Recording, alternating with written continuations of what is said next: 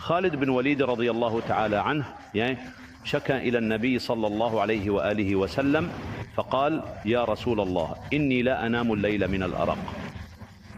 فقال له النبي صلى الله عليه وسلم: إذا أويت إلى فراشك فقل: اللهم رب السماوات السبع وما أضلت، ورب الأرضين السبع وما أقلت، ورب الشياطين وما أضلت، فأعوذ بي من شر خلقك أجمعين، أن يبغي علي أحد منهم أو يبغي علي أحد، وإن ملجأك هو الأعظم وحمدك هو المجيد، لا إله إلا أنت، أنت وحدك الإله.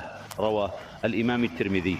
الأرق مشكلة خطيرة جدا إذا كان نوم الشخص مضطربا، فقد يؤدي ذلك إلى ظهور العديد من الأمراض العقلية.